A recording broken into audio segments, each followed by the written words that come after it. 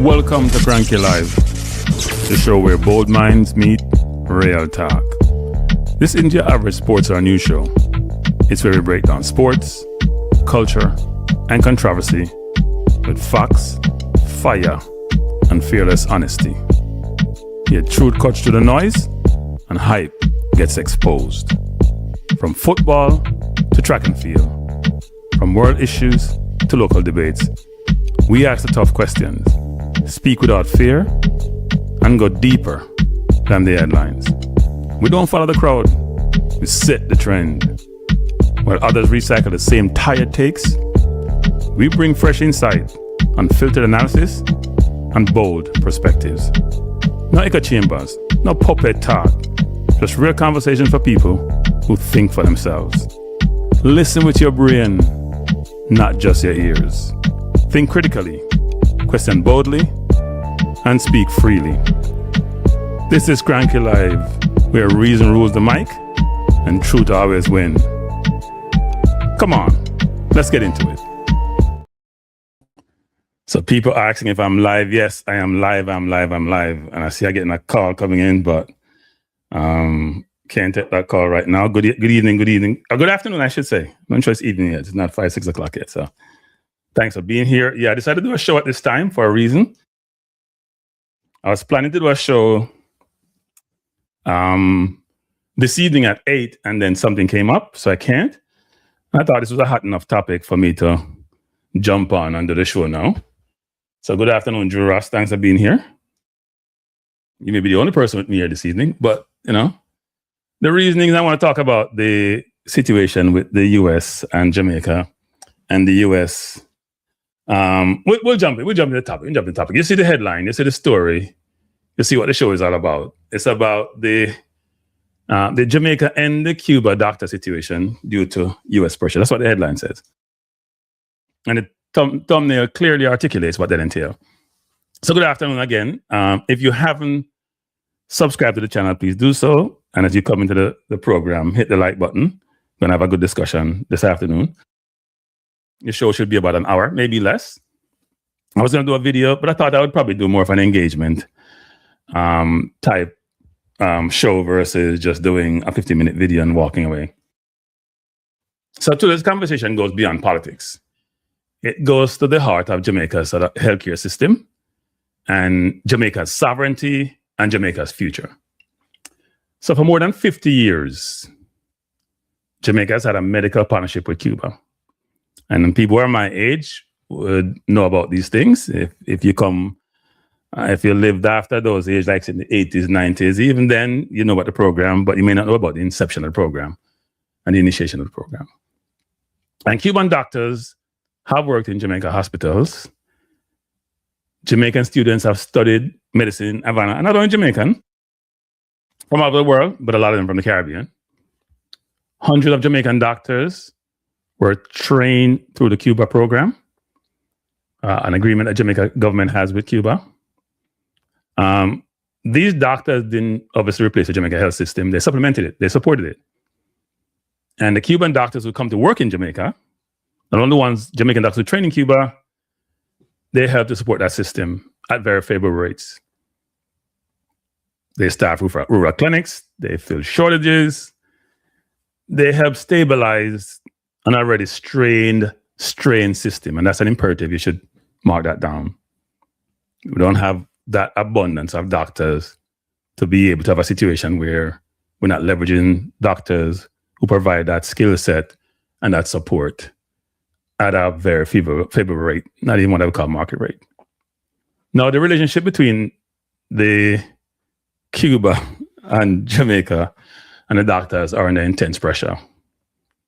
And that raises a very critical question. If Jamaica continues to lose doctors through migration and loses Cuban doctors because of geopolitics, who will help care for those Jamaican patients? Well, before we get deep into this discussion, I did watch a TVJ video talking about this, and we're going to jump into it. And we're going to talk to this a little bit. We're going to react to the video, and then I'll provide some more perspective on this.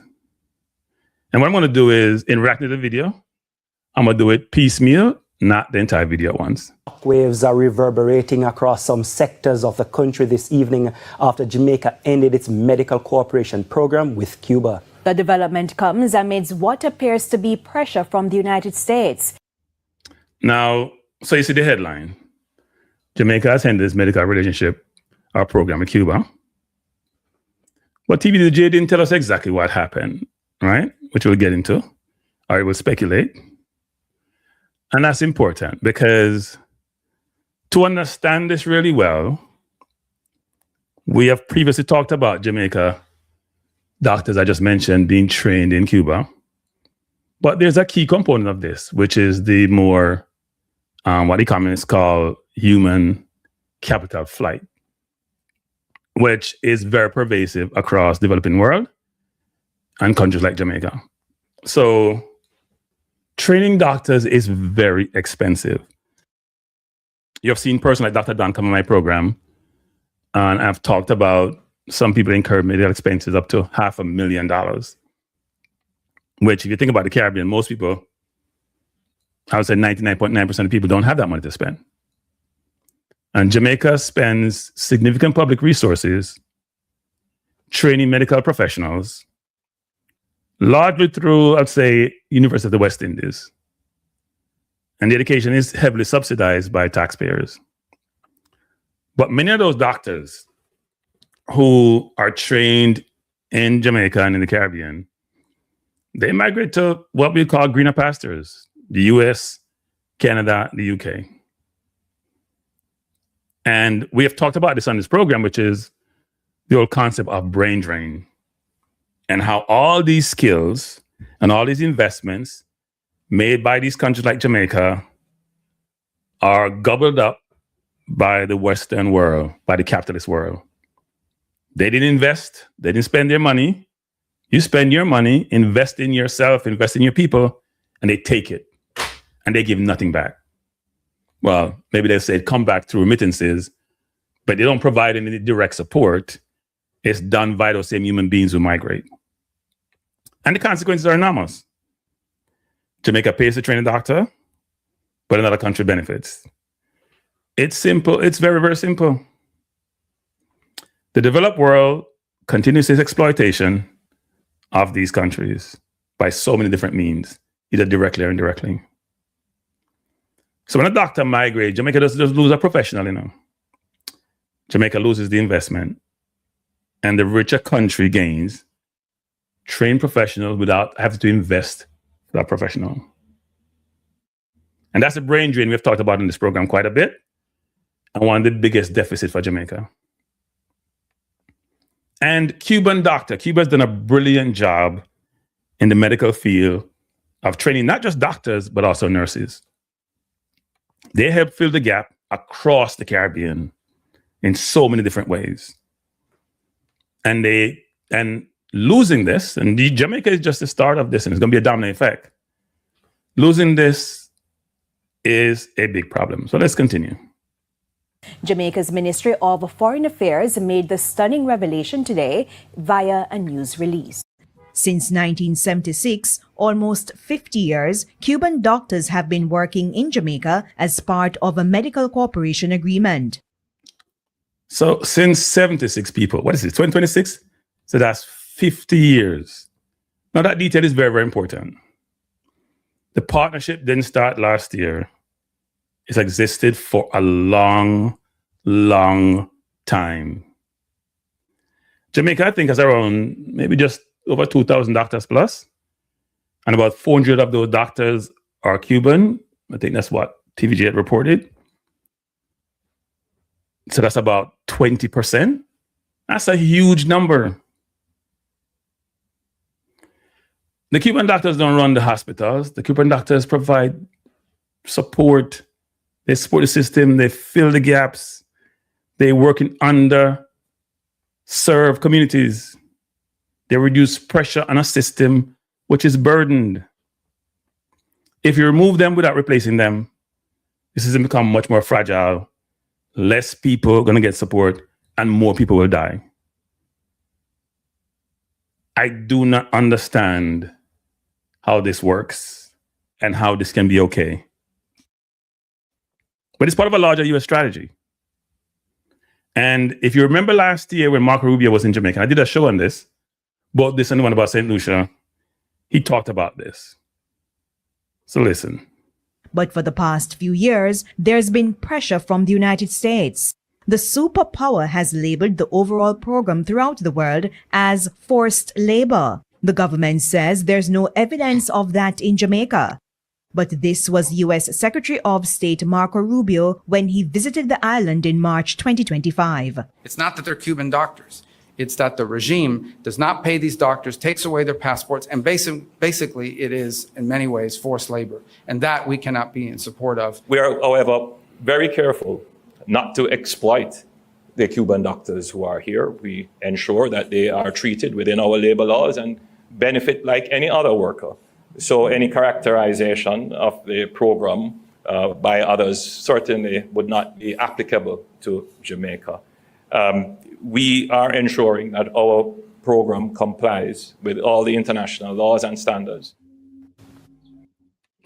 Now, that's very important, right? That's very important. Yeah, the Prime Minister says that what Rubio is saying is not accurate, right? If you interpret what he says. Now, I find this really interesting in a number of ways. The U.S. government raising concerns about Cuba's medical mission, and this has an annual we call trafficking persons report, and it's saying that's human trafficking. American officials argue that Cuba keeps a large portion of the wages that's paid to these employees, whether they're doctors or nurses. And based on that interpretation, they're saying if you export this labor, they're not getting market value wages, you're taking most of the wages as forced labor. That is the US's official position. But many of the participating countries see things differently. From their perspective, at least from their perspective, these are governments to government agreements. And you hear the Barbadian Prime Minister talked about this a while back, and you hear other governments talking about it. The payments made to Cuba help funds Cuba's domestic healthcare system and medical program, the same educational program where a lot of doctors from the Caribbean and nurses are trained. But these programs produce a lot of doctors, and they help countries like Jamaica, Guyana, Barbados, St. Lucia, St. Kitts, all those countries in the Caribbean. This is what Washington is calling exploitation. In fact, if it's exploitation, then Jamaica is benefiting from the exploitation. Normally, those third world countries don't benefit from exploitation. So if you want to go that route, maybe because the U.S. is not benefiting. But that disagreement lies at the heart of this, right? And it's very important to also realize that Rubio made this Caribbean tour last year where he talked about a lot of this. And some people may have thought this has died, but apparently in the background, they've been doing something to change the dynamics surrounding this. And it's been interesting to see where we are now, where the program is being ended. Now, here is Christopher Tufton, who is the Health and Wellness Minister. He's going to speak on this, being interviewed by TVJ. We're not wishing to discontinue our relationship with the Cuban workers, just to be clear. We would like to have them. They work well. Now, when you listen to this, just listen to this. This is a politician talking. And listen to this spin. You hear him say, we're not looking to discontinue with the Cuban workers, but you terminate the contract with Cuba. Just listen to the spin, because you know the workers have families back in Cuba. The workers don't have of their own volition to just do things that they want to. But listen to his explanation, and I'll give you my perspective after I finish speaking. The relationship has been long and strong and beneficial to Jamaica. It's just the agreement in its current form, which we have sought to adjust with no response, and as a consequence are taking the position that we take. The concerns raised in the press release was there were some issues relating to something. Are you able to expound on? In recent times, some concerns have been raised, which we have taken note of, that are not consistent with some of our laws. So issues around the work the passports and handling their passports, as opposed to the government handling control of the passports. And then, of course, the methods of payment. To what extent was there any pressure from Washington to ensure that these contracts are in line with what they think is international standards? So you can't really ignore the geopolitical issues within their hemisphere and certainly within the global context. So I would not say that those may not have been considerations, but I would also say that when you look at the agreement, the historical agreement, and look at how they juxtapose against the laws of the country, there are obvious issues that needed to be regularized. So, is the Jamaican government willing to go back to the table if the Cuban government says, we are able to accept these terms, some of the sticking points as it relates to payment, as you said, and maybe the passport or something? So we see how that turns out. I don't want to be hypothetical. I don't think it's a good thing so to do. I just can't speak right now to the current situation and the facts as they are. And as of now, what we're saying is there is no agreement. There is no negotiated new agreement, but there is an offer for the Cuban workers to be given individual contracts to work here. So, I find that really interesting, actually, and frankly, somewhat disingenuous. You may hear some siren in the background, people. I can't knock that noise out. Somewhat disingenuous. So a couple of things. He mentioned some of the past. This agreement has been in place for 50 years. 50 years. Are you going to talk about passport and some contractual situation? None of those things were hindrance. If you always got passport issues when it comes to immigration and bringing people in your country, and immigration. You always have passport issues. You're going to have contract negotiation, which are not going to go as smooth as you'd like. But you terminated the agreement, and you give us this thing, and then you said, the most important thing you said in that whole discussion was you cannot ignore geopolitical issues. But that's the only issue. Let's be honest. That line is the imperative. For a large country, healthcare disruptions are serious. But for a small nation, it can become a national crisis. Healthcare is part of your sort of national stability now. The most important thing in your life now is food, housing, and healthcare now. Anything about clothes, you don't have to wear clothes. Jamaica warm. You don't have to have too much clothes. Hospitals must function. Doctors must be available. Communities must have access to care. And it's not like the healthcare system is optimum and is excellent and works optimally for everybody in the country. It's a challenge. And taking out 20% of the workforce is almost dire, frankly. And you won't feel the impact until later on down the road. So when you force a nation to cut ties with a country, which is what? Closest point is 90 miles away, a medical partner, providing affordable, preventive, and detective health care, it raised a very uncomfortable question. Is this diplomacy or just bullying? Some people call it pressure bullying. And Jamaica is not alone. This entire Caribbean. Jamaica is just a start. Grenada, St. Lucia, etc. I did a show when this happened in St. Lucia. There's a St. Lucia Prime Minister, Philippe Pierre. We talked about the US sort of force him to do what is now forced Jamaica to do. That cannot be okay. And this bullying is now being done on a global basis. Not just Jamaica getting bullied, but if you're saying countries are sovereign countries and they make decisions of their own volition, then I find it hard to digest that you're telling them who to associate or who to do business with. It's crazy. But for Jamaica, let me just say this. I remember Jamaica was at the UN nation. The Jamaica represented the UN. I went to the UN. I think Israel was speaking.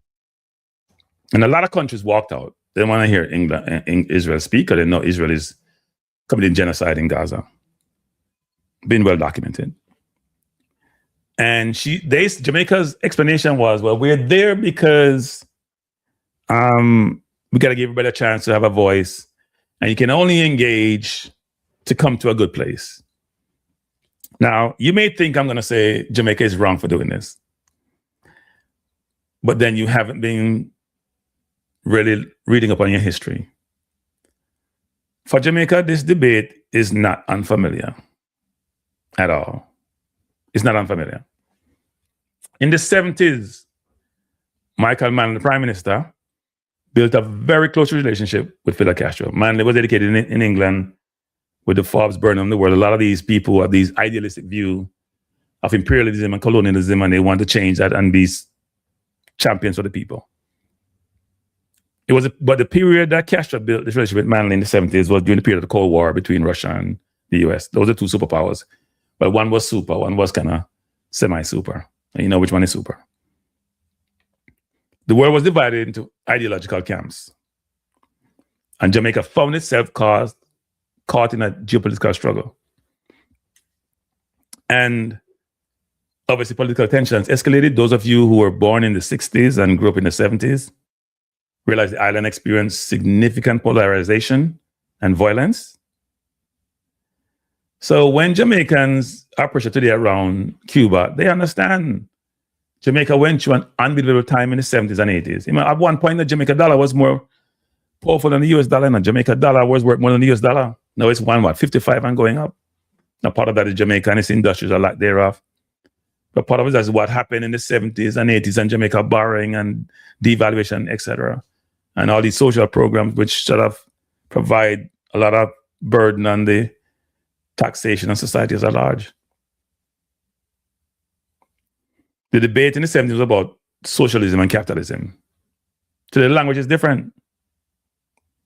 Today, the debate revolves around, from a US standpoint, human trafficking allegations versus medical solidarity. The labels change, the naming convention changed. The outcome is the same. Jamaica is caught in the middle. The US is a world dominant power. And the US today is the most dominant power on the planet. Been so since World War II, when Europe went through World War II and a lot of Europe was destroyed. It's been dominant since then. But it's always sort of used more covert means of exerting its influence across the globe. If you think about Jamaica in the 70s, it was guns coming from Cuba on one end, CIA undermining the government on the other end. Undermining the government, undermining the economy, will destroy the country to achieve its objective. The US's economic, military, and diplomatic influence shapes global decisions through sanctions, because the US dollar dominates. Over 90% of the global transactions done in US dollar. So they use sanctions a lot to destroy economies, destroy Cuba, destroy Venezuela, trying to use it to destroy Russia. That doesn't work. Russia finds workaround with China and other organizations to work on those sanctions, but it has affected the Russian economy. And he also used financial leverage and also used the IMF to do so. But if you're a small country like Jamaica, where over 50% of your GDP comes from the US via tourism and remittances, then you actually have no choice but to acquiesce and to give in to anything the master says. And the current administration is not using subtlety, is not using diplomacy, it's using brute force to get its way. This story, Cuba is not a headline, this story. This whole story about human capital and force, it's bringing Cuba to where the US has been pushing it to be since Castro took over in the 50s.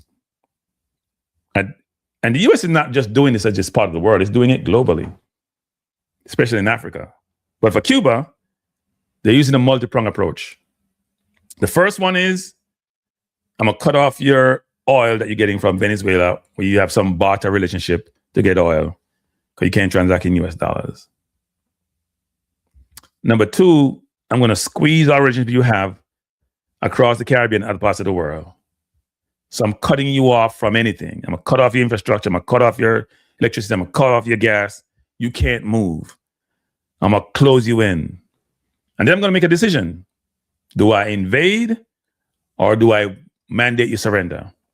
And here's the problem with that. For countries like Cuba or Iran or those countries that have, in a lot of instances, number of instances, abused its population, so they don't have the people support in a lot of ways. Surrendering means actual imprisonment or death. All that leadership, whether you're in Iran, that's why you see in Iran, they kill so many people when they have protests. They can't afford for you to acquiesce and to give in. They control the military, they control the police, they control the authorities, they have secret police. But if they ever were to lose that dominance, they're in trouble. Go look at what happened to Gaddafi and to Saddam Hussein. You know, Gaddafi in Libya used to give free education, free housing. You have some special skill, you get XYZ. Now, Libya is a wasteland. So what the US does is go into countries, destroy the countries, and then leave. Go into Iraq, kill, maim, under false pretense, leave. Go into Libya, do the same thing. Arm some separatist parties. In Syria, same thing happened. The countries get destroyed, US just walk away, comfortable. Hey, it's all about our interests. So in this case, for Jamaica have to face the reality of a small nation. And the prime minister, if he learned from history, does not want to make the same mistake that was made in the 70s. Jamaica trained doctors. Well, here's some of the things that Jamaica struggled with. Trained doctors, richer country recruits them. Cuban doctors fill the gap.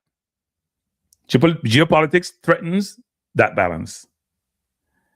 That leads us to this very central question.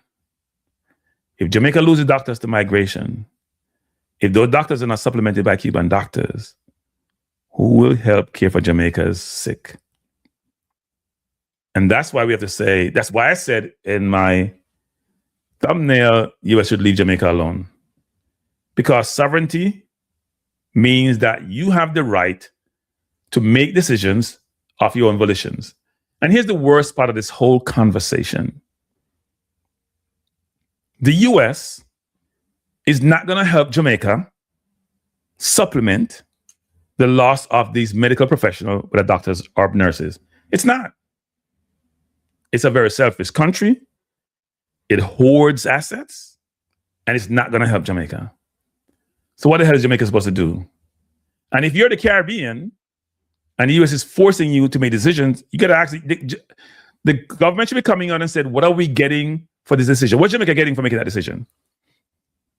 So you force Jamaica, even though the health and wellness minister wasn't transparent, he was being coy, as we hear from a people in Jamaica. I talk about in soccer with some people giving some story. He talk about passport, he talk about agreement. Sort of, I don't call it garbage, but stuff for the public ear. Because they don't want to say out in public that they were forced by the US. But I'm sure the US gave them an ultimatum. Because this administration are not passive about how they do things. And when the St. Lucia Prime Minister came out and said US was asking to do this, Rubio came out and lied and said they didn't force that.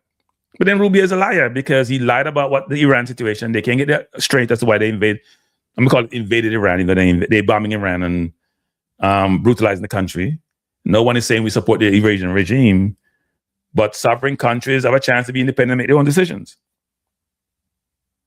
So we make up stories to go in and take their resources. It does ask a larger question, though, which is this. How can, the thing that US doesn't realize in this environment is this. Information is what I call ubiquitous. It's everywhere and anywhere. It's not like before where you could control the information flow. US trying to do it with all these billionaires buying up all these media companies so you can control information. But people have alternative ways of getting the news. They don't rely upon traditional media anymore. You see that in Jamaica where traditional media is trying to control the news. They can't control the news anymore. In fact, people are bypassing traditional media because they don't trust them, or they're using archaic means of communicating.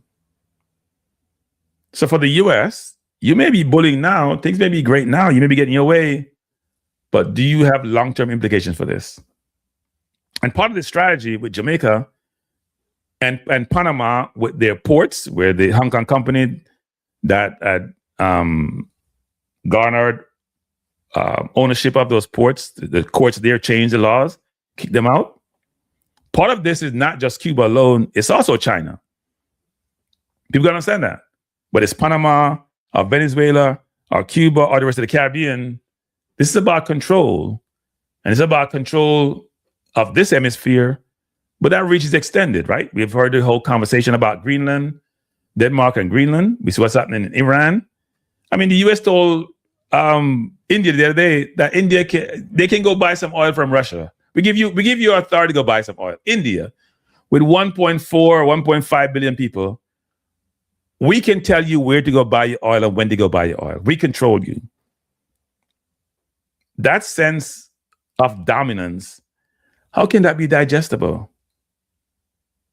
You have no sense of what sovereignty actually means. You just want to dominate and dominate and dominate. And at some point, we're all people. No one wants to be dominated. And what's interesting about all of this conversation, all this discussion across the globe, and we hear how close China is now to the US and China is powerful. What is China doing?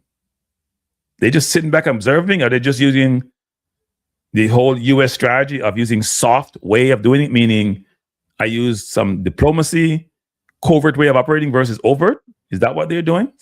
Apart when it comes to like Taiwan or the South Seas, what are they doing? Because we don't hear anything about China. We don't hear China saying something about Iran. Russia can't help anybody because they're struggling with Ukraine. They're at a stalemate. They've been trying to get into Ukraine now for 4 years and can't make much progress. They made progress and then they're regressing. Now, Ukraine is not even getting the support from the US as they used to, but they're still holding off Russia quite a bit. And if they get more weapons, they lost a lot of people, but Russia is losing even more than they're doing. So for me, this is very concerning that Jamaica is put in this position by the US. It's not okay. And this only gets worse, because I've said this before, and people got to really realize this. Until Jamaica can generate its own independent industries, until Jamaica educates its population, its workforce, and that workforce can become semi-self-sufficient, it's going to be a huge struggle for Jamaica. If the US sneezes, Jamaica has major pneumonia on life support, and you cannot operate that way. It's like having a client. It's like having a business and you have a major client, and the client is about 90% of your revenues. That client goes away, your company goes under. That's Jamaica and the US. Jamaica has to find a way to change that construct. They have to find ways to improve infrastructure, get in some industries, work through it, allow yourself to become more self-sufficient. I mean, China started in the 70s, look where they are now. A better analogy is Singapore in the 60s. So when we started at the same time Jamaica, look where Singapore is now. Jamaica cannot continue on this path, else it's going to crash. And here's another point, which is very important. The concept or the idea, or what we're seeing today about AI and the implications of AI on the workforce in industrialized countries will have a sobering effect on a number of Caribbean countries. Because here is my analysis and my perspective on this. AI is going to materially affect the quote unquote middle class white collar workers. When it does, and those white collar workers are the ones that drive economies. It's not the people at the highest level of the economy or those in the lower strata of the economy. It's the white collar workers who have disposable income, who can afford to pay their rent and buy a car and have money left over for spending. When that dries up, and AI is going to dry up a lot of it, those are the same people who can take extravagant vacations and go to Jamaica and go to all these nice resorts. They ain't going to have that money to spend. They got to be thinking about paying their rent. So what happens to economies like Jamaica? if they haven't come up with alternative industries and economies to support themselves, what's going to happen to them? How are they going to exist? How are they going to survive? How are they going to flourish? How are they going to grow? How are they going to evolve? And people don't realize that in today's environment, if you follow the market and follow the companies, especially software companies, see it's happening now. Hitting a lot of software companies immediately because developers, or especially new developers, are getting pushed out because AI can write code and AI can provide a lot of the support and the benefits derived from those workers. If you're a lawyer, if you are in any technology industry, so many different disciplines are going to get affected materially. So if that's the case, and you as a country don't prepare yourself for this, what are you going to do when tourism dries up? That those tax dollars dry up. How are you going to support the rest of the economy? When the people who used to provide that remittance, the 18% of your GDP or even more, don't have the resources to send to Jamaica to supplement their family or to have the economy or to invest in Jamaica. Because a lot of investment in Jamaica is done by the diaspora. A lot of the investments. Good and bad for Jamaica. Good in fact that money's flowing to the country. Bad in that it drives up prices and people in Jamaica can't afford it. But that's reality. And I say I didn't come here to stay long. I'm going to jump off soon, but I'm going to say this. I am very concerned for Jamaica and direction of travel. When a bully is bullying you and the bully know you have no recourse and you have to do what he wants to do, then you're in a difficult situation. And when you're dependent on the bully for your survival, it only exacerbates the situation. It exacerbates the dependency. And you are basically in trouble. So unless Jamaica invest in itself, and I keep saying that word, invest in itself, come up with some long-term, medium-term, and short-term strategies to help it evolve and to not depend on the US, to cut that neighbor string, to cut that string, that umbilical cord, cut it, or at least cut half of it. And over time, when I cut it completely, then Jamaica is in real trouble. Real trouble.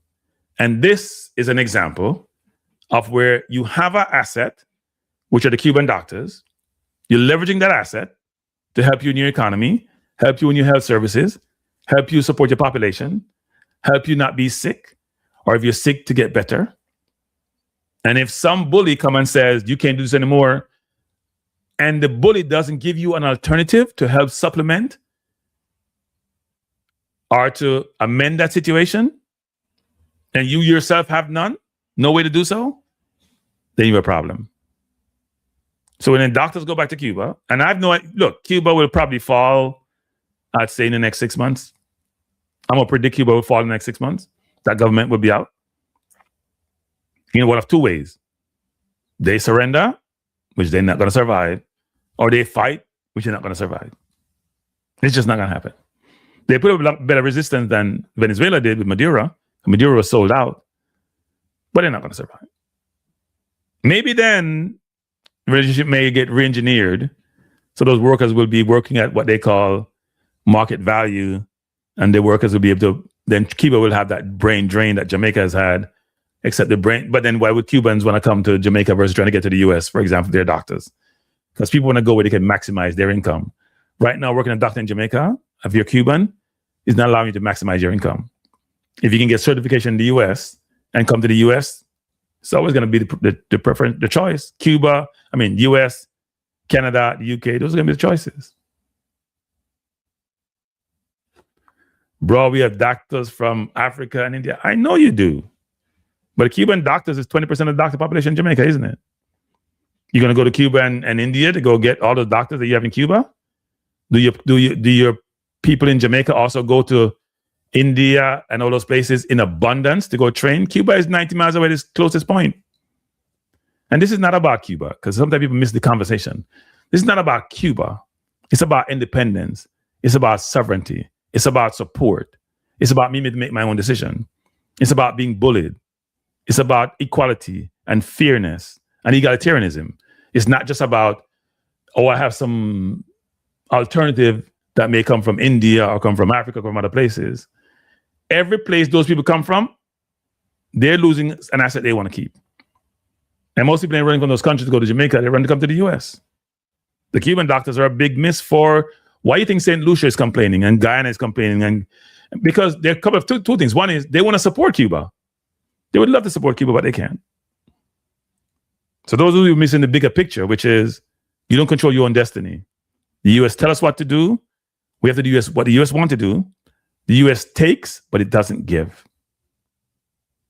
It takes, but it doesn't give. And it doesn't give you an alternative.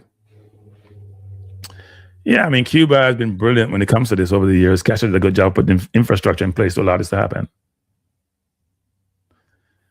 Yardiga said, not just Jamaica, the whole world's in trouble. The dilemma is not unique to Jamaica. Yeah, no, I would agree that we're having a global phenomena when it comes to the US and this new administration where they want to make the world know. Unlike, look, this is no different from US previous government in the context of world dominance. The only difference is it's much more overt than covert, and it's much quicker in terms of how they try to have regime change or of countries changing, right? They've always done this to very devious means, very disingenuous means, but this is much more direct. Prince Man said, Cranky, live in Canada, America, joking around. Please talk to your government. Gas just went up. Well, I mean, it'll come back down after they finish bombing Iran, which is going to be about another, I say probably another month. If they destroy Iran, and here's what's funny about that. In the West, we talk about these people as if they're not human beings.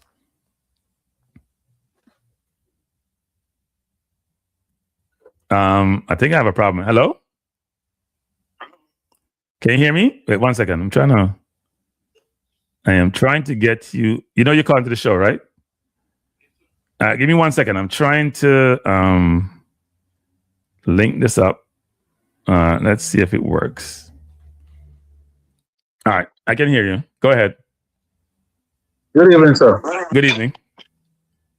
I just have one comment and then I'll hang up and you can discuss it. Okay. Israel and the United States of America are at this present time running the world. And until somebody does something about and show me otherwise, that's my position on it. Okay. So you're still on? So the caller comment is that Israel and the US are running the world, and until somebody does something about it, then it's going to be the status quo. I cannot dispute that, actually. Run the world is a very large statement to make into the run the world, but they can do things with impunity. They can do anything they want with no repercussions. And that's a problem. And that's why so many countries are now thinking about nuclear weapons, because nuclear weapons are a deterrent. You don't see nuclear countries dropping nuclear bombs on each other, because they know if they do, it's their annihilation. And nobody wants to be annihilated. No one is stupid enough to be annihilated. So look at North Korea, for example. You can sanction North Korea if you want. You can't go into North Korea and say you want to go take over their government because they have nuclear weapons. Same thing with Pakistan. Same with India. Same with France. Same with the UK. Same with Russia. Same with China. And also Israel. There's about 9 countries have nuclear weapons. Israel is one of them. So I can't disagree with the statement about the lack of accountability, responsibility, and the lack of repercussions to the US and Israel for their actions. No dispute on that. I think my caller is not listening. I think he hung up. But I can't dispute that.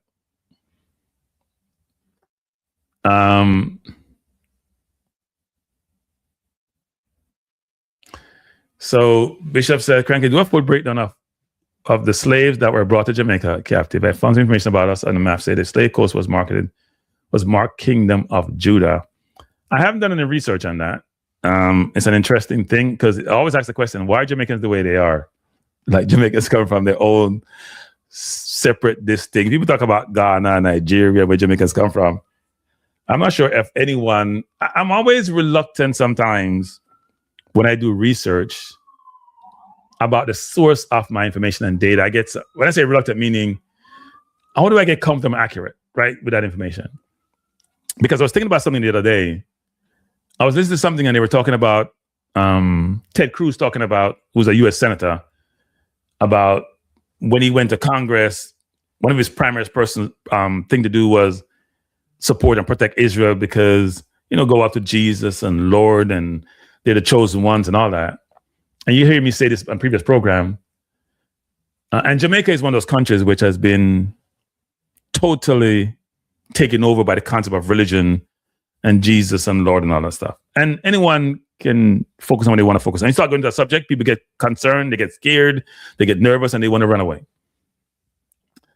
But I'll say this, and I was listening to a program the other day. I was in a barbershop, and I gave it to one of the guys there because he supported Trump, one of the Jamaican guys. A lot of Jamaicans support Trump.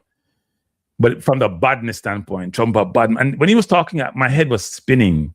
It was literally hurting. And I'm like, we really have people like this in the world? Like, really? Like, really? But I gave him something where there's a guy in Africa was talking about Christianity and its impact and influence in Africa. And that Africa have to take their continent back.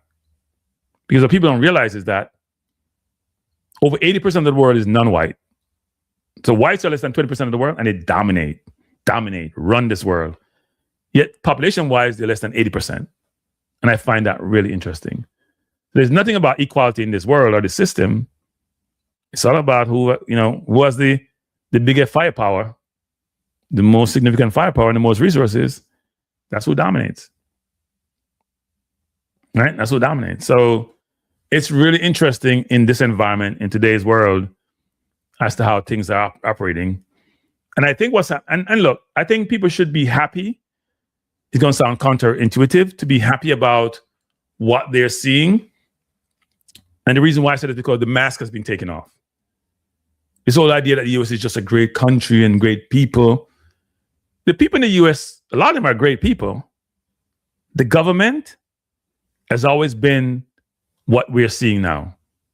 Whether it's Obama, whether it's Bush, whether it's Clinton, whether it's Roosevelt, whether it's Nixon, it's been the same government with the same institutions doing the same thing. The only difference now is this, is that before it was covert, it was done undercover, soft money. You killed the Patrice Lumumba of the world by assassinating them. You killed the leader of Iran and put the Shah in place. What's his name? Mossadegh, because you want to steal their oil. Because this oil stealing has been going on for years now, whether it's Iran's oil, Iraq oil, Libya oil, Venezuela oil. Oil has not been good to these people. BP wanted the oil in Iran, says it's oil. So they got rid of Mossadegh, put him in prison, kill him, put the Shah in. Shah brutal to these people. They got rid of the Shah. And that's where the hate America comes from. A lot of Americans are great people, are good people, just want to go out and do their jobs and make money. And sometimes we conflate the government with the people. Now, some of the people are, like in every country, are not good people. But for the most part, a lot of people are good people from our persuasion. The problem you have is the government, a lot of times they're not good people. They're just not. And if it's Obama in power, if it's Bush, if it's Biden, they're all the same. And those of you who like supporting Obama this, Obama that, all he did was make a lot of money out of the US presidency on his speaking tour. He was responsible for Libya. He was responsible for the Arab Spring. He was responsible for deporting more people apart from what Trump is doing now. He wasn't this altruistic president who was so great. So when I say these people get all upset because their hero doesn't look so good and history is not going to be that kind to him. Now, could he have done anything? I'm sure if he wanted to, he would have, but he just went along with the program. Went along with the program. It is not okay as human beings not to treat people fairly. It's not okay as human beings to be a bully, to be awful. Dropping bombs on people so they can split in 100 pieces can't be good. Committing apartheid, which, by the way, Nelson Mandela called out America about this, because America wasn't supporting the ANC when they were trying to fight for apartheid back in the 80s and 90s and 70s, whatever it is.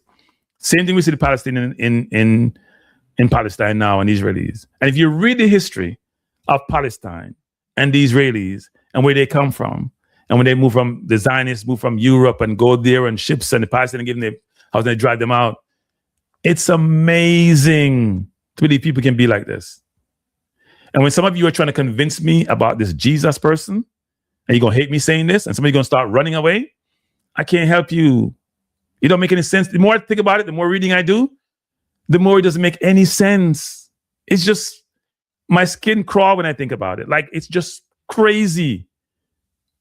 And some of you don't want to hear this because you grew up in the church like I did, and you're searching for salvation, and you're searching for an answer because you have no idea how the hell we got here, because it doesn't make any sense. But there is no way, let me finish by saying this, there is no way, in my mind, an omnipotent being would create somebody in a human form to represent them, and they're going to come back some future day. Come back to what? Come back to what? The whole population, so billions of people have died. Are we all coming back? How the hell does that work? People need to think on their own. People need to stop being afraid and think. Sit down, take half an hour a day and just ponder and think about things. Read voraciously, but mind who you read and what you read. And I'll close it up by saying this about the situation with Jamaica. It's only the start.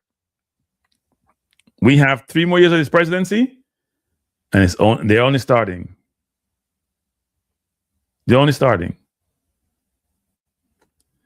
Someone's saying, cranky, after they're planning to stop using Cuban doctors for quite some time now because our doctors are capable of doing the same.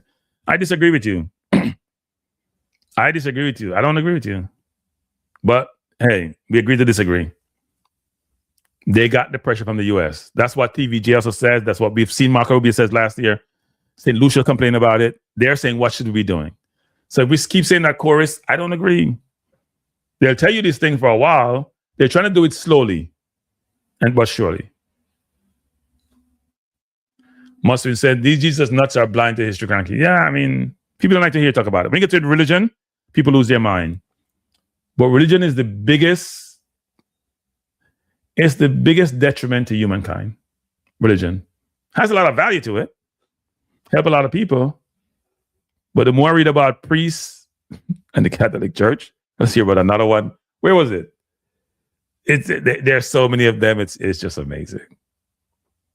Amazing. Here we go. Luke 24, they shall fall by the edge of the sword and shall be led away captive in all nations. Jerusalem shall be trodden down of Gentiles until the times of. So how do I respond to this? Jesus. You know, my first inclination is just to say this is garbage. But I'm going to be nice and says, it's garbage. Don't give me no Luke this and Luke that. No, give me no Luke. Anybody named Luke? Maybe them name Trevor. Or they name some name of some black people. Stop people. My head hurt me. You know what, Joe 5 channel, because I get myself in that trouble. Look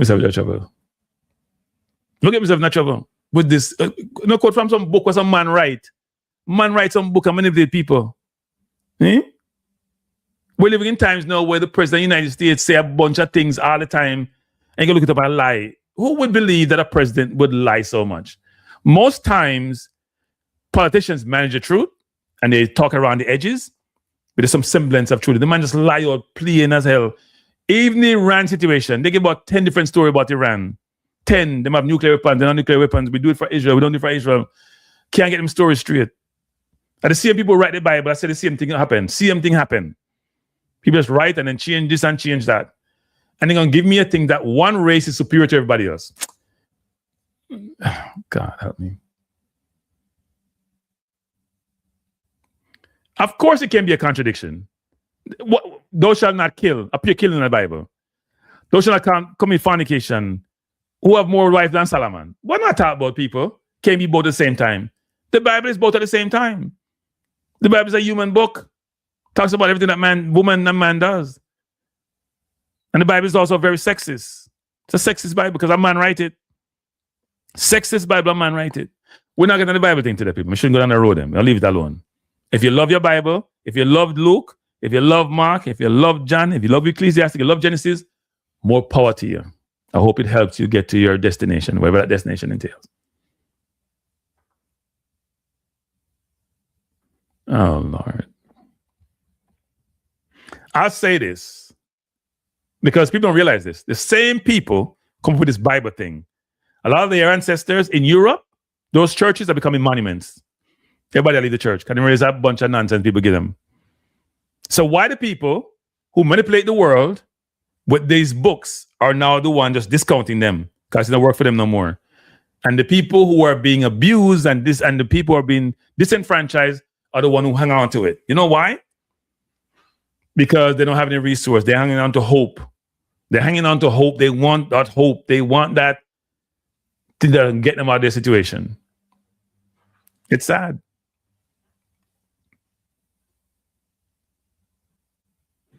Yeah, some people saying Conrad saying they were going to get rid of the nurses anyway. You have to joke, D. People are making excuses now. Jamaica have doctors from Africa and India, and they're going to get rid of these nurses. Stop the nonsense. You never have enough doctors. Jamaica, what? One doctor to every 1,000 people, or whatever the number is. It's going to be much less now.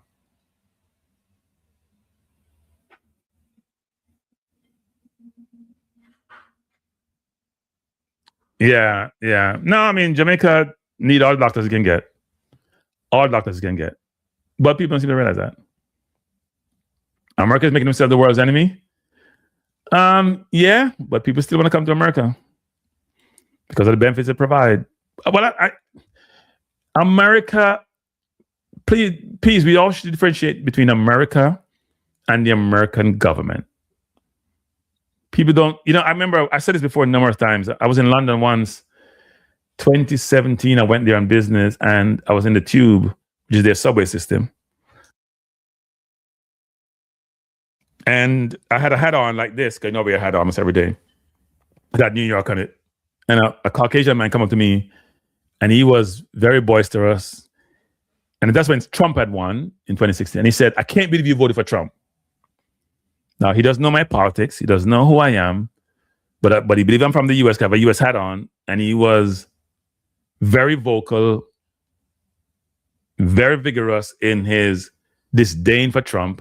And the fact that people from America could have voted for Trump. So he put all the Americans in one basket. And I'm not American, by the way, but even though I'm a U.S. citizen, I don't consider myself American. I consider myself Jamaican. But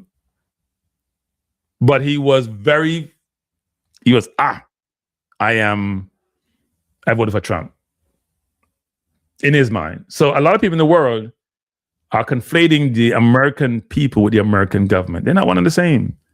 A lot of times the people don't believe what the government is doing. But they're Americans, and therefore they have to, the repercussions that come their way because of the government actions, nothing they can do about it. They have to accept it and move on. So I'm going to say this before I go, which is the church. If you're in your church, do your thing. Do good. Do good. The church does advocate a lot of good things. Do good. Right? But I am not one of those people who's going to sit around and talk about this Jesus person who's supposedly Jewish.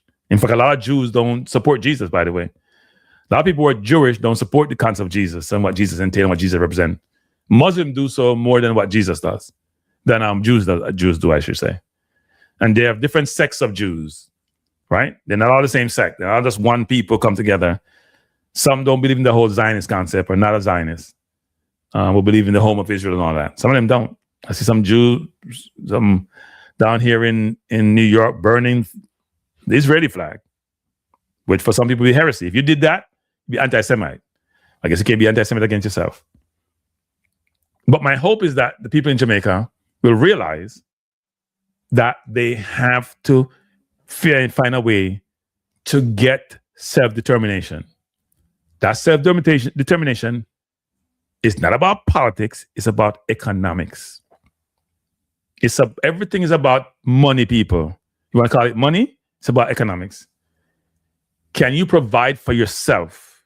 Can you function in a way? Think about, what do I need and how do I become self-sufficient?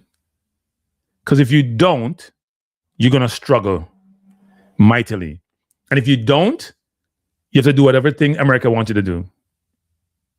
Right? When I went to Jamaica back in last June, I was talking to a guy from BYD, and I was saying to myself, why is Jamaica driving gas vehicles? Jamaica should not be driving gas vehicles. Jamaica should be using solar to power the island and drive an electric vehicle. From one end of the island to the next is about 100 and something miles. You got EV now can give you 400 miles. You will never run out of a charge going from some point in St. Mary or whatever point, Moran Point to Negril. You never run out of charge. So why would you want to do gas? It's destroying the island. Versus, you know what? Between solar and whatever else you can garner energy from to allow yourself to become more self-sufficient. Find ways to do so. Jamaica have sunshine 24/7. Why wouldn't you try to find a way to make it almost ubiquitous in terms of energy conservation or gaining from the sun versus, you know what, using gas to destroy the island? It's crazy to me. That is, and look, when I spoke to the guy from BYD, he was very educated and informed about Jamaica and solar energy and what it entails, and electric vehicles and relationship with China. But I sat there thinking, Jamaica has so much opportunities. And what people don't realize is that the parts of the world which have to me the least amount of natural resources is Europe. And yet they have all the wealth. Why is that? Because they borrow, steal, via colonization, and other ways to take other people's resources. US have a lot of natural resources between oil and all that, but Europe doesn't. Very few places in Europe have natural resources that were beneficial. Go to Africa, go to the Caribbean, and yet they dominate because they took those resources. It wasn't necessarily given to them, right? Which is sort of unfortunate. Let me take more comments before I sign off. I do have an event I have to run to this evening. Dee said, Jamaica is 80% of the sun a year, according to what I have read. I don't get it either. Some homes in rural areas are not connected to JPS power. Solar farms be. Yeah, it would. I mean, I have some friends in Jamaica who, unfortunately, they got solar, but then when the hurricane came, it just destroyed it. But they live in the US, they put it back on. But here was interesting. And this may sound, I'm not trying to make it sound trivial, and don't take it the wrong way, but in Jamaica, the solar they put on, it was a decent sized house. Say a 3,000 square foot house, maybe a little bit more. It only cost them $10,000 US. In Jamaica, if I want to do the same thing here in the US, it probably cost me like $60,000, $50,000, maybe more. So it's like 1.6, 1.7 the price. You obviously got to buy a couple of batteries with it to put solar on your house. And to me, they were telling me what the electric bill was, and it was a few dollars every month. I got to work out the break-even point about making money back, but I think you could. And they can run the AC all day. They can run whatever they want to run. So if your electricity is going to be $3,300 a month, $3,600, your break-even is about 3+ years. Not a bad return, especially if you're a younger person. Why wouldn't you do it? Now, you don't want to be in a hurricane-prone area. You got to find ways to secure your solar and the panels and all that. But I think it's got to be a better option than what is being done now. And it's also help with your climate. The pillar of capitalism is slavery and cheap labor. Yep. Or not, you don't have to be slavery, Slavery, indentured servant, or in today's environment, pay well below market. This is what the US is saying about Cuba and the doctor. Dee says, I'm not a fan of having a lot of vehicles on the road, even EVs, because traffic becomes another problem. Yeah, but people have to get around, right? And Jamaica has done a poor job of, I should say a poor job. It hasn't done the best job of really embedding a public transportation system in place. Like if you go to Europe, for example, so the UK, for example. When I was living in London, I never owned a car. And I've always owned a car. I went to London, I lived in the middle of London, never owned a car. Between the tube, with the train coming every 5 minutes, or if you want to take a cab, which is very expensive in London, or the bus, it was very efficient. And the system there was much better than the US, frankly. Most US citizens don't have good public transportation. If you're in New York, maybe places like Chicago, maybe a little bit less so. New York is probably one of the better ones. But if in London, the public transportation system is great. In fact, throughout Europe. And Jamaica is not a big country, so the government should have really had a strategy of putting in place a really great public transportation system. I mean, taxis and minivan and reckless drivers and all that, that's not optimum. That's not optimum. At least they're trying to build out the roads, which are good. And if you live in like the West, where they're building a road from from out by the airport area, if you're coming into Montego Bay, over the hills to get past Long Hill Foot, which is a horrendous, hazardous road, and drop out by Anchovy to go down to like Westmoreland. That's awesome. Awesome. If you have people who live in that area and know that area very well, to me, that's a lifesaver. It saves so much time. So the traffic won't go through Montego Bay, which is already overpopulated, or too many cars in Montego Bay. You can spend an hour, 2 hours driving from out by Bogue to the airport, frankly. And now you're going to avoid all of that traffic. You probably could go from the airport and try to go to Westmoreland on that back road. Is great.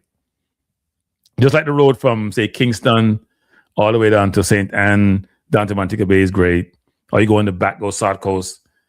It's really awesome to see how they're building that infrastructure. So the government should be given some credit for that.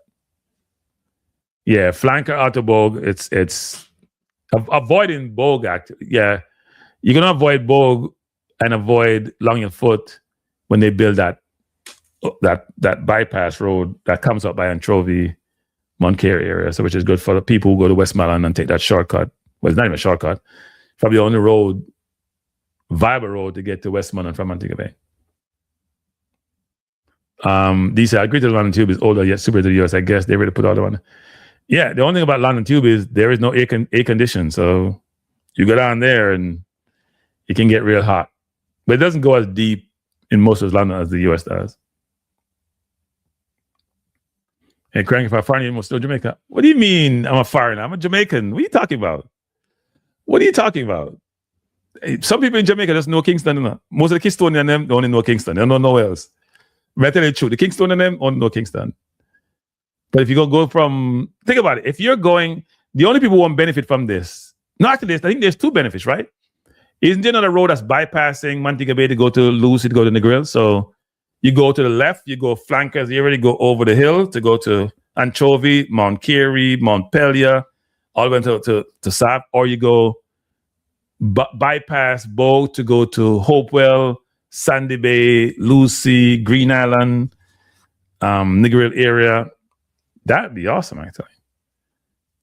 And you avoid all of Montego Bay if you want to. Now, the only thing about those things, when you have those roads, you see those roads from Kingston to Montego Bay, what I find really interesting in, communities are built along those roads, and then the roads move, and the community don't get that same traffic, and people are living off the traffic and the people who pass those areas. So you'll move roads. Now in Jamaica, I must admit, even though they have the highway, and in Jamaica when I traveled the highway when I was down there in June, I think it was about $30 from like Ochi to Kingston.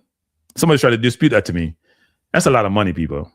So a lot of people drive the back road. We drove the back road going from Kingston to Montego Bay, and then we took the highway when we were going back because I was like, we're not going that long road. The highway is so great.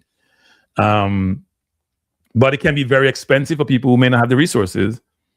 So what they should do in Jamaica is halve the toll, and I think they would double the traffic and make their money back quicker. But they're not doing that. All right? If you have the toll, you double the traffic. Double the traffic, so you generate more income. I'm not sure why you don't do that. I am not sure why you don't do that. All right? It doesn't make sense to me why you wouldn't do that. That makes absolutely no sense. Because when I was on the toll road in Jamaica, it's empty. It's like ghostly empty. All thing you see on there are trucks. You don't even see the minivans on there that drive from, say, Kingston to Montego Bay or those. I think that main bus actually does it, but yeah, it's not a good look. It's not a good look. Dr. Dan said, I had no idea about those places. Dr. Dan, you need to travel Jamaica. Wait, people, even say these people, those of you who live in the US and you go back to Jamaica, I lived at 7 different places in Jamaica, so I am not the perfect example because in Jamaica, I had a nomadic lifestyle.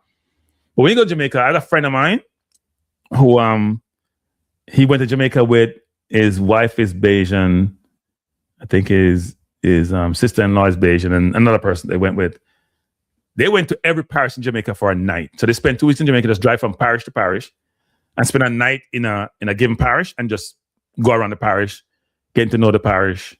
When I was in Jamaica the last time in June, we went to Salomar from, there's a place called, there's Cambridge. There's a lot of different places right now, right? You go Montpelier. If you go left at Montpelier, you go to Cambridge. You go to Bickerstead, a small place, Cambridge to the left, or you go right and go down to go to Salomar. And we took a back road from Savlamar to go to Bogue. It didn't come out at Bogue, it came out at Anchovy. I have never, ever drove on a road that bad. We're just experimenting, right? We just did the experiment. You want to see potholes? It was a one big pothole. And people lived around there. I have no idea. And they had cars around there. First of all, you can't drive there at night. You can't see anything. There's no lights. It's a back road that time forgot. There was a build that road 100 years ago, and then people didn't drive on it. But I didn't know it existed. You know, it's one of those places where you can drive there to go. You know, people go rafting in Jamaica. If you drive up to Anchovy, it's a back road, and they go rafting. But people don't normally go further down. They would just go to the rafting area. But you see those people on there put on mud on themselves, and they have vans out there and a lot of tourists. But if you keep further going down that road, it's an adventure. And I actually recorded it. You know, I should have posted it. I recorded the journey. It was an interesting journey. But when you go to Jamaica, you have to get to know the place. You can't just go there and go in a little corner and sit down and relax. It can be very the driving can be eye-opening.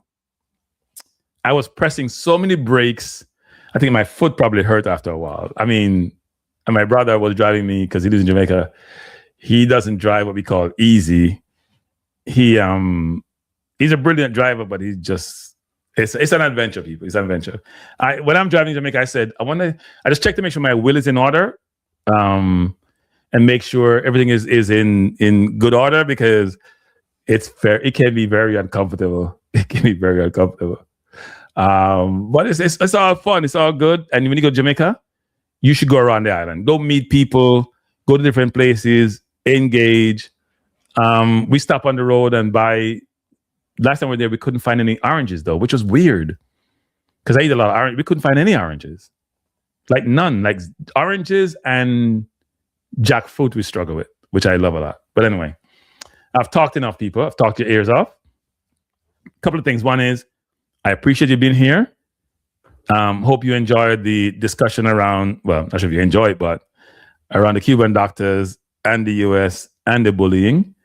I had planned to do a football show today, but something came up and I couldn't. It was a nice show, you know, people. I planned the show out, you know, really good show. But I'm not going to talk about what the show I was going to talk about, because I realize nowadays that people take my thing and run with it and then undercut me. So, but I'm going to do a football show tomorrow night.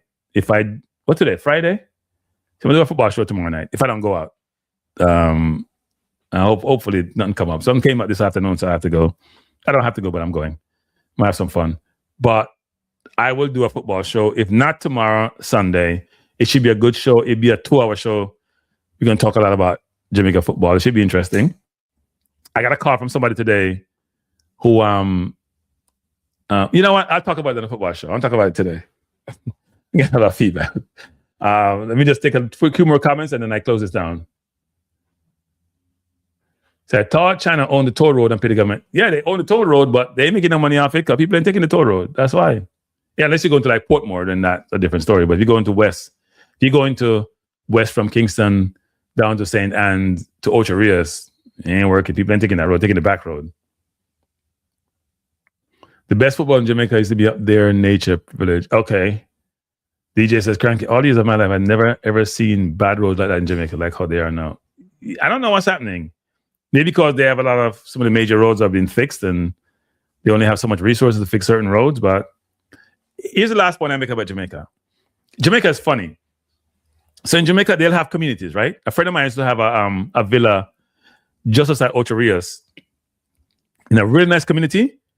And some well-known people in Jamaica have villas in that place. And they have a guard at the gates. You can't just go in. And the road in that place was awful. Because you know why? Nobody want to contribute to fixing the road. Everybody want up on their money. And most of them probably live in the US, or if they live in Jamaica, they just want to pool the money and fix the road. They pool the money and have a guard.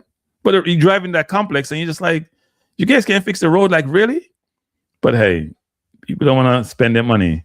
And by the way, they can afford to spend the money. It's not even that expensive to fix the road in Jamaica. Do you think a ferry system would work in Jamaica? For some places, yeah. I mean, like for example,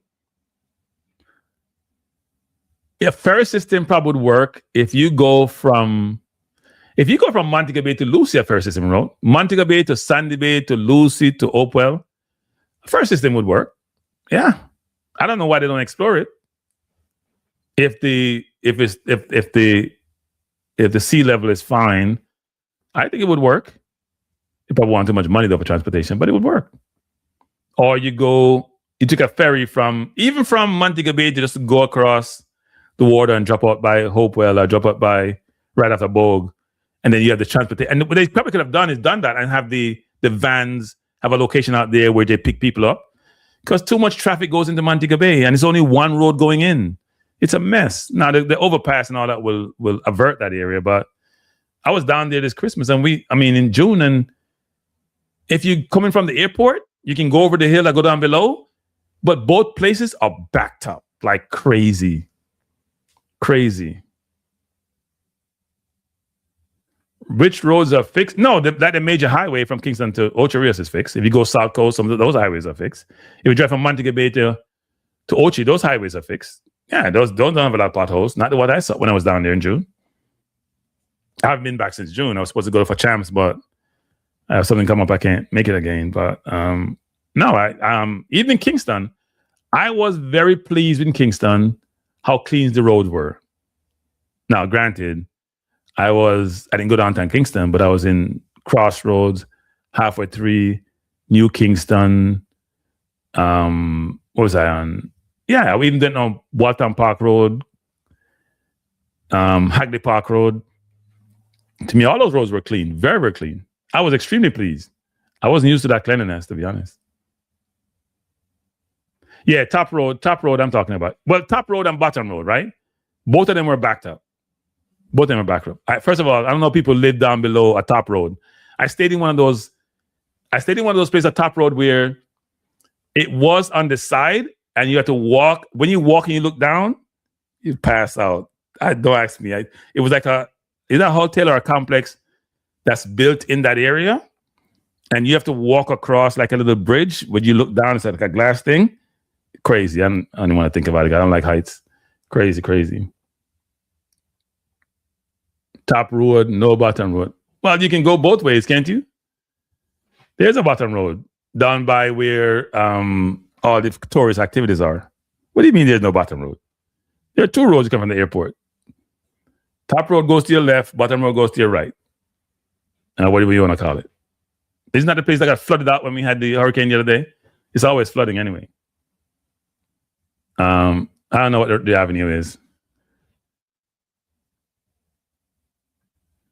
The road between Runaway and need to turn in dual. I agree with that, actually. In fact, I think they did a bad job when they built some of those roads, to be honest. I think they had an opportunity to get these in some of those roads, they have two-lane highways and people are still overtaking. That's a problem in Jamaica. Overtaking is a problem in Jamaica. Because when I'm driving Jamaica, everybody's overtaking.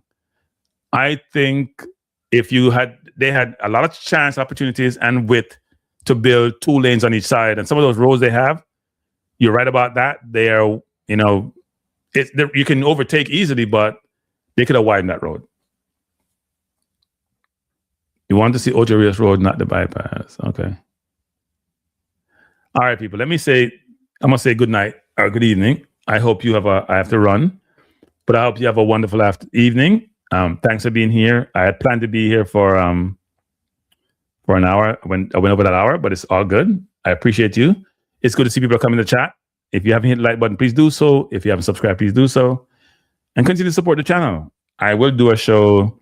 I hope I get a really good audience for my football show I'm going to be doing. I'm going to talk a lot about Jamaica football. But it should be good. So, DC, thanks for joining. Thanks for being here. DJ, Chorus, who else is here? KNYX, what's your list? You start to get 7 jumping out. What's this? Slide text, Dr. Dan, bless up. And everybody else on the chat. have a wonderful evening. Don't do what I would do this evening. And peace out. Bless everybody. Thanks for being here. Hit the like button before you go. Bye for now.